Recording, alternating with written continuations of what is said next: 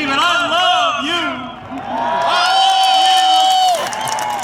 Where's my wife? There you are. You especially. My granddaughter's here too. Where's Viv? Where are you, Viv? There's Vivian. How you doing, sweetheart? What a day to be in Butler, PA. So people ask me all the time, so what's Donald Trump really like? I said, he's like everybody we grew up with. He is the most down-to-earth person you'll ever meet in your life. And I want you to think about something. I want you to put yourself for 1 minute in Donald Trump's shoes and go back to 2016. Donald Trump, a successful businessman. Donald Trump with a beautiful wife, a beautiful family, and a beautiful life. Every day since he came down that escalator, they have been trying to destroy him. And I want you to ask yourself, so if that was you, why would you walk away from that life and go into this? You know the answer? He loves America. And I don't want to hear any of that stuff about Joe Biden. 47 years of doing nothing but wrong American taxpayers. We should have given that SOB a time card and made him punch in.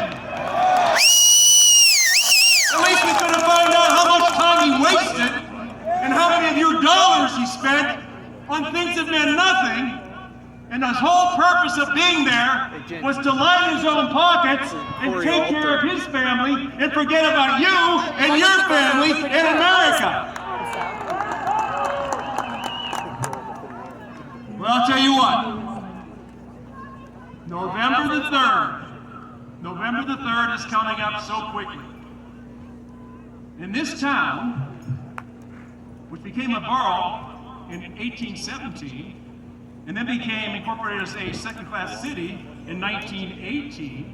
But do you know, other than John F. Kennedy, who would be a Republican today, by the way, other than John F. Kennedy, who came here as a candidate in 1960, no other person of this stature has ever come into our town. They haven't come into our county. And so when people again ask me about who is Donald Trump, and I tell them Donald Trump is you. Donald Trump is us. Donald Trump is America.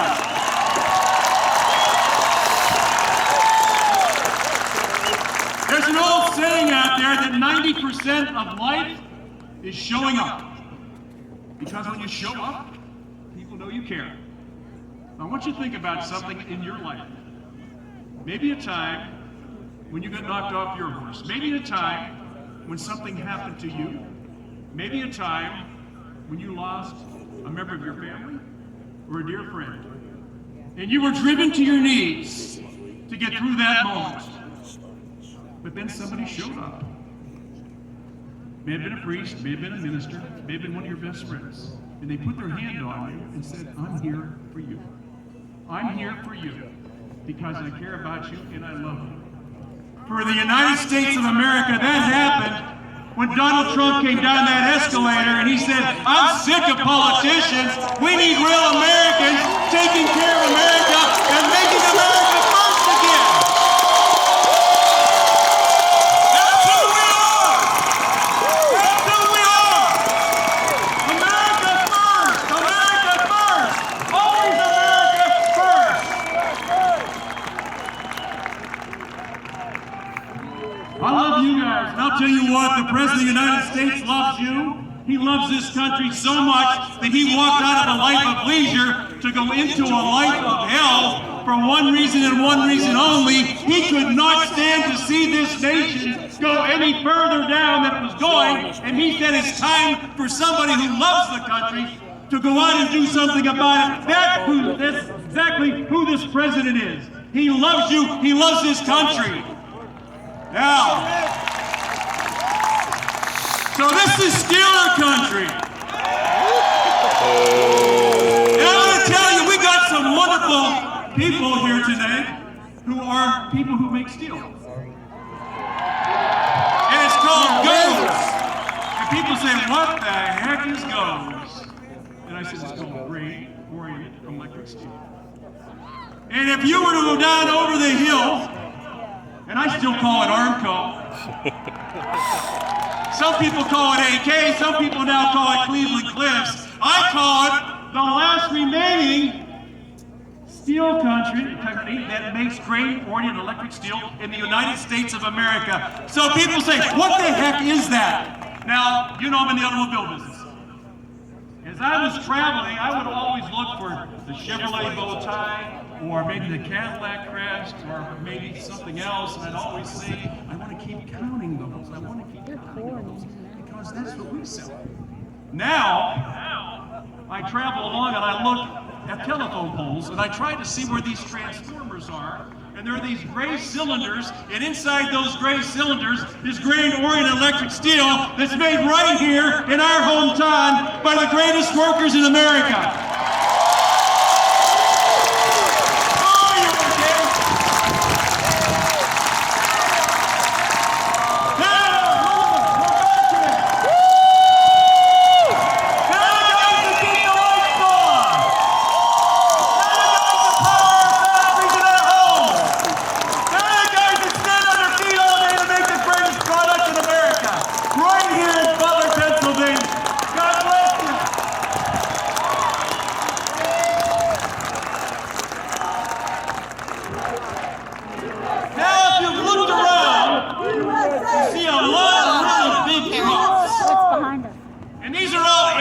Trucks. And there's something called Marcellus shale.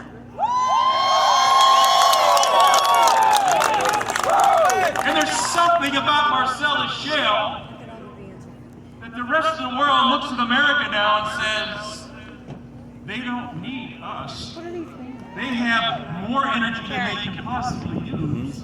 In fact, they're the biggest exporters of energy in the world. Marcellus shale, and the guys that bring it out of the ground are over here. Where are you guys?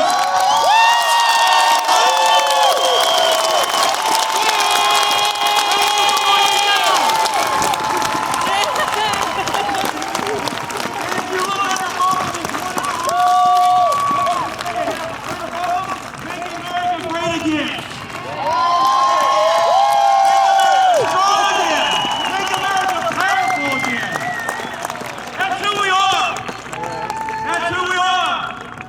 Now listen, you got to see a couple friends of mine. G.T. Thompson and I do an awful lot of work together.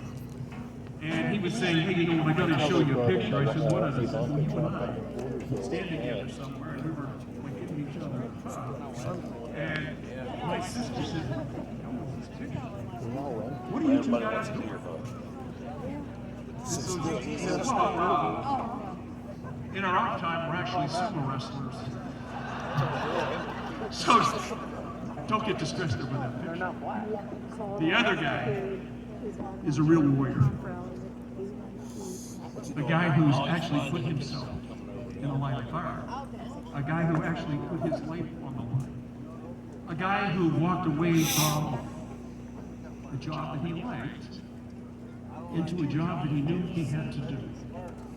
The same guy who thought back whenever the country was under its greatest duress, you know what, I could stay in school. You know what, I need to go and fight for my country. I need to put my life on the line. I need to give everything I can give right down to America. That's Sean Parnell. That's Sean Parnell.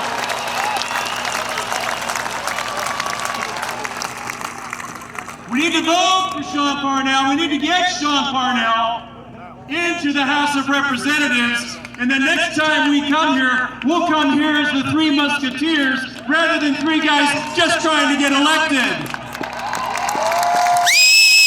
we're going to fight for you.